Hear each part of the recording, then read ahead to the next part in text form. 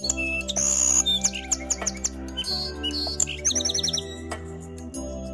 बार की बात है, एक गांव में रमेश और मोहन नाम के दो भाई रहते थे। बड़े भाई का नाम रमेश तथा छोटे भाई का नाम मोहन था। रमेश की शादी हो चुकी थी। उसकी पत्नी का नाम हेमा था। हेमा बहुत ही कुटिल स्वभाव की थी। वह हमेशा अपने पति से मोहन की बुराई करती रहती थी, लेकिन मोहन बहुत ही अच्छे स्वभाव का था। वह हमेशा जरूरतमंद लोगों की मदद करता था। वह जंगल में रहने वाले एक साधु को रोज फल व सब्जियां देने जाता था। एक बार की बात है, गांव में कई महीने तक बारिश न होने के कारण खेतों में सूखा पड़ जाता है, जिसके कारण खेतों में कोई फसल नहीं हो पाती है। फसल न होने के कारण उनके घर में अनाज की तंगी हो जाती है। एक दिन रमेश की पत्नी रमेश से कहती है, हमारे पास अब अधिक अनाज नहीं बचा है, जो था वो खत्म हो चुका है। इतना ही अनाज बचा हुआ है। इतने अनाज में हम तीनों का गुजारा कैसे होगा? दूसरी फसल तैयार होने में अभी कई महीने लग जाएंगे। क्यों ना हम मोहन को अलग कर दें, जिससे हमारा गुजारा आराम से हो जाएगा। फिर रमेश हेमा से कहता है, तुम सही कह रही हो। हमें मोहन को अलग कर देना चाहिए ताकि हम अपना गुजारा कर सकें। फिर वह मोहन को आवाज देता है। फिर उसकी पत्नी बताती है, मोहन घर पर नहीं है, वह कहीं बाहर गया है। लेकिन मोहन साधु के पास गया था। जब मोहन घर वापस लौटता है, तब घर पहुंचकर रमेश की पत्नी से कुछ खाने को मांगता है। तब उसकी पत्नी कहती है, आज कुछ खाने को नहीं है। जो अनाज था वो खत्म हो चुका है। अब मैं खाना कहाँ से लाऊं? तब तक वहां रमेश आ जाता है। फिर रमेश मोहन से कहता है, अब अनाज नहीं बचा है और ना ही इस बार फसल हुई है, इसलिए तुम्हें खुद अपने खाने का इंतजाम करना होगा। मैं तुम्हें पुराना वाला खेत देता हूँ, तुम उसमें अपना गुजारा करो। और ये घर भी मैंने बनवाया है, इसलिए तुम यहाँ नहीं रह सकते। रमेश की ये सारी बातें सुनकर मोहन बहुत दुखी हो जाता है और वहां से चला जाता है।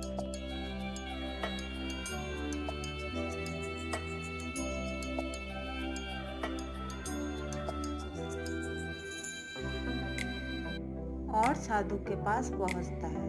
फिर उसे सारी बात बताता है। आज के बाद मैं आपके लिए कुछ नहीं ला पाऊँगा, क्योंकि मेरे पास खुद कुछ खाने को नहीं है और मुझे बहुत तेज़ भूख भी लगी है। मोहन की यह बात सुनकर साधु बोलता है, बेटा, तुम चिंता मत करो, मैं तुम्हारे लिए कुछ खाने को लाता हूँ।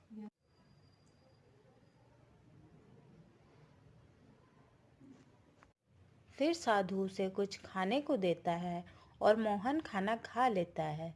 फिर साधु उसे एक जादुई घड़ा देता है और कहता है, बेटा, ये घड़ा लो।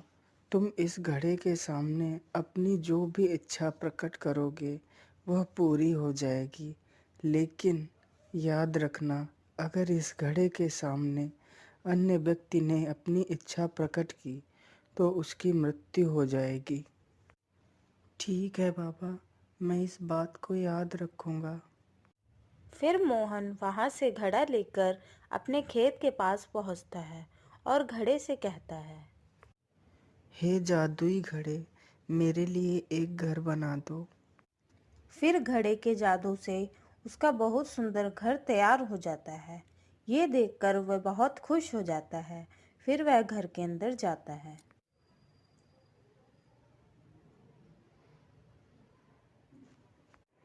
फिर रात को मोहन घड़े से कहता है, हे जादुई घड़े, मुझे बहुत तेज भूख लगी है, मुझे कुछ खाने को दे दो। जैसे ही मोहन खाना मांगता है, उसके लिए तुरंत एक खाने से भरी हुई थाली प्रकट हो जाती है। फिर वह खाना खा लेता है और सो जाता है। फिर एक दिन रमेश अपनी पत्नी से कहता है, पता नहीं मोहन इतने दिनों से कहाँ है, दिखाई ही नहीं देता। फिर उसकी पत्नी कहती है, हमें क्या मतलब है, कहीं भी रहे। फिर एक दिन रमेश को गांव का एक व्यक्ति बताता है कि मोहन पुराने खेत में रहता है और उसने वहां एक बहुत अच्छा घर बनवा रखा है और वह बहुत अमीर हो गया है। यह सुनकर रमेश चौंक जाता है और वहां से चला जाता है। घर पहुंचकर अपनी पत्नी को सारी बात बताता है।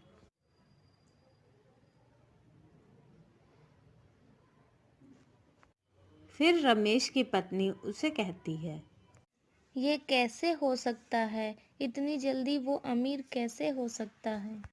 अभी कुछ दिन पहले हमने उसे अलग किया था। फिर रमेश कहता है, हमें जाकर पता लगाना होगा कि वह इतना अमीर कैसे हो गया। फिर वह दोनों रात को मोहन के घर में देखते हैं कि मोहन जादुई घड़े से खाने को मांगता है। फिर घड़े से खाने की थाली आ जाती है। यह देखकर रमेश सोचता है। अच्छा, तो ये इस घड़े से अमीर हुआ है। फिर मोहन खाना खाकर सो जाता है।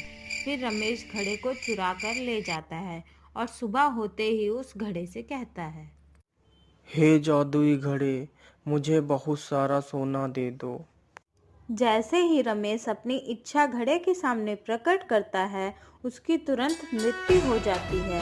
यह देखकर उसकी पत्नी जोर जोर से रोने लगती है और कहती है, हाय हाय, ये क्या हो गया आपको, हे भगवान, ये क्या कर दिया आपने। फिर वह दौड़कर मोहन के पास जाती है।